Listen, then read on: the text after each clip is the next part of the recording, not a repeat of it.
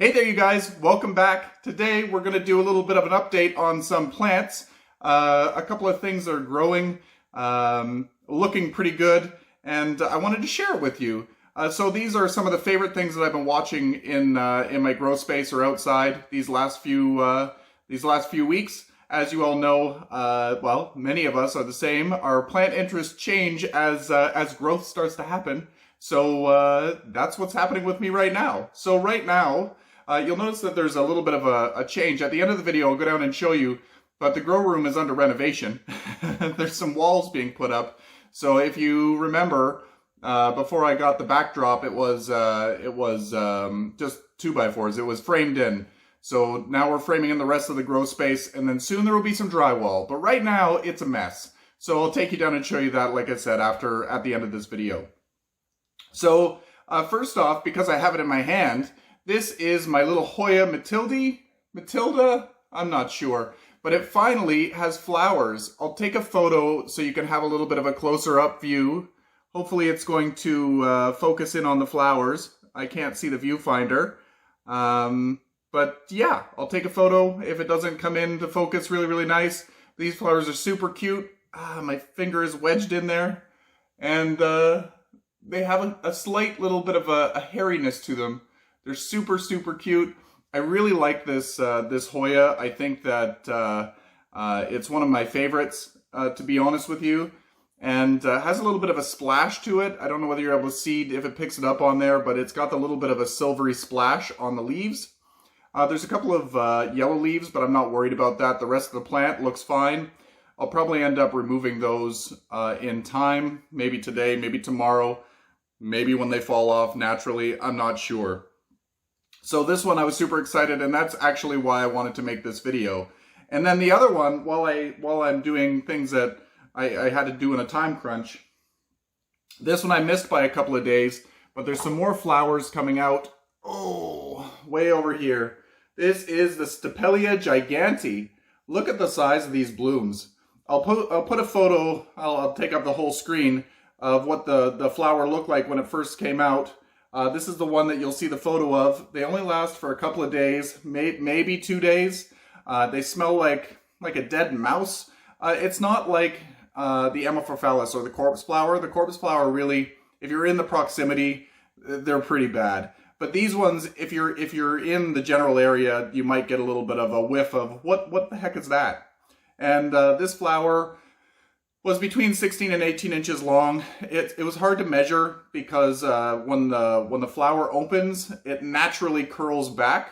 It'll kind of press against any of the surfaces that it's attached to. So if you want to have it maintain its big full form, you might want to create a backing or something, like a piece of cardboard or something that you can wrap around the plant, and then it would adhere kind of, well, flatten against the cardboard, and then you'll have a nice flat flower. But I don't bother. It just grows around the grow shelf, and I try to catch it when it first opened, and then take the photos then. But look at the size of these balloons. These buds are gigantic. When they open, they're going to be a couple more days. They'll probably be open this weekend. And they start to do the color up when just before they start to bloom. I wasn't sure whether this was going to be a Gigante or a Grandiflora, but it's Gigante because it has more of a golden color to the flower, rather than the Grandiflora has more of a reddish color to it. So it is a Gigante. We'll put this over here very carefully. I don't want to break any of the growths. The next one, I'm super excited. I'll have to take a photo of this for you. But do you remember when we did the repot and put on a pole this Monstera dubia? Well, we finally have a new little leaf starting. Do you see that? I'll take a photo so you can see a little bit closer. But that's the first sign of actual growth. So that's because I gave it a pole. If I didn't give it a pole, it would just naturally string along until it found something to adhere to. So yeah, super excited about that. Not too much to see, but at least there's life. I was getting a little bit frightened that I was going to kill it if I didn't give it a pole. I didn't know how long that one leaf would be able to survive. and push out this runner before it wouldn't anymore. So I'm happy to see that we've got a little life happening, a little leaf, so it can start photosynthesizing with a new little light catcher. I guess we'll go to this one next. This one I'll do in a separate video altogether with a little bit more information, but I just wanted to share with you the Alocasia Poly. It's still doing good. It's still really moist. It's been outside. It's not like obscenely wet. It's just a nice damp mix. But we've got the 2 leaves growing here, as you can see, and then there's some more little growths down at the base. So slow but sure. This has probably been about a month, almost a month and a half since we've cut it back. I'll give more dates when I actually do this video, the update video. That'll be coming up soon, just so that I can link it to the progress video. I'm doing a playlist on that one so that you can see it from start to finish. And then over here we've got some fun little philodendrons that are finally starting to put out some nice new growth. As you know, I got a new grow light, the Mars Hydro TS1000 with the dimmable feature. And the new leaves are really enjoying the dimmable feature, being in less light. I had the SP150 by Mars Hydro, and it was way too bright for these poor little philodendrons. At about 3 feet away from the light, it was still around 2,000 foot candles, which is a lot. That's a very, very bright indirect location outside. Like it's a really bright spot. So this is what the new leaf that just unfurled looks like. Hopefully it will fade down into a nice rich green color very soon, and also expand a little bit. Again, it's only unfurled in the last couple of days. The other leaves are looking a little bit worse for wear, but they were getting too much light. They're really washed out. So I'm hoping that the lower light conditions are going to help it produce a nicer color. And hopefully a bigger leaf. Sometimes when you give them too much light, the leaves are naturally smaller. And then here is a Philodendron Ploughmania. This is the new leaf here. It just unfurled in the last day or two as well.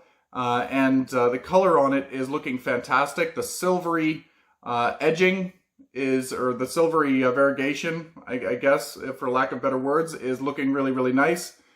Comparatively, this was the last leaf that came out, the one before, and it has definite signs of too much light. As you can see, there's some yellowing. It just faded out and not as nice. And then this was the one before when the light was even closer. I tried to move the lights up to the top of the grow tent, and it worked. It lowered the light levels. But this one was sun stressed, for lack of better words. So there's that. We did this one, and yeah, I guess that's all the plants that I have to show you at the moment. Let's go check out the grow space. So here we go. Here's the grow space. This wall here. Let me turn on this light, see if it makes any difference, as I'm tripping over stuff. So this wall here is going to be getting done very, very soon. With the framing, we got the boards on the floor. We just need to frame in the window and then pop it up. And then we got that wall framed in. And then this one was already done. It's got drywall on the other side. But everything, we have all the supplies. We just need to get it done. So that's what we're working on right now. So if you notice a slowdown in videos, it's because we're trying to get this done before the plants come in. This was my, this is where I actually did most of my videos from, this table. I had the tripod on the table. I'm going to be putting a chair down here a little bit lower, and this is actually going to get cut in half. And I'm going to have a half wall or something, like a countertop, going all the way across this wall, or most of the way across this wall. I'm going to set plants on top of it, so that it will be a little bit closer. I'll hang some grow lights from here, as well as there's going to be grow lights up here. All the grow lights are down right now, so it looks so bare in this space. And so yeah, there's going to be a part wall here. Because I'm so tall, I wanted to have plants up higher. but not too high, because now I'm going to be sitting down while doing my videos. So I need to work out a proper height, but that's what this table is going to be, and then I'll probably use some sort of a little coffee table or a card table or something if I need to for a potting table, and then fold it up out of the way when not in use, because I really want to utilize this space on the floor to space out my bigger plants when they come in for the winter, rather than having them all clustered in one spot, which they were. They were probably in a 4 foot by 7 foot space, and I had to kind of walk around them, and they were a little bit close together, which made it into a spider mite heaven for the alocasias, and I want to kind of avoid that. The only plants that are remaining in this room at this moment are the ones in the grow tent. The grow tent over there. So thank God for the grow tent. So I have another grow tent, and it's going to be installed. It's going to be put in this area here, and it's going to house one of these 3 or 4 tier shelves. It's a 2 foot by 4 foot, 18 inch by 4 foot wire shelving. And I don't think, with the grow tent, I don't think I need to have as many lights. I think I can have one powerful light at the top and put all the plants that require really high light near the top, and then the reflection of the mylar coating will allow all of the light to radiate around and actually get some of the lower plants. So I'm going to experiment with that. If I don't have to have as many lights, but have a couple of really good powerful lights, that'll be a huge bonus, because I really don't like having all of this electrical hanging out, especially in a humid environment, especially in a grow tent. And the less I have in the grow tent in the way of lighting, I could put in the ceiling to brighten up the whole room. So I hope you enjoyed this update. I wonder if you guys are doing any renovations like this. I think we all need a little bit of a grow space. Some of us are lucky enough to have really bright windows and have their grow space in their living room. But I don't have very bright lights, and bright windows, and I don't want to have grow lights everywhere in my living space. So this is my grow room. Anyway, show me what you're doing. I would love to see your updates. Post to the Plants and Things What's Growing page on Facebook, as well as tag me on Instagram at Plants and Things. And until next time, you guys, happy growing!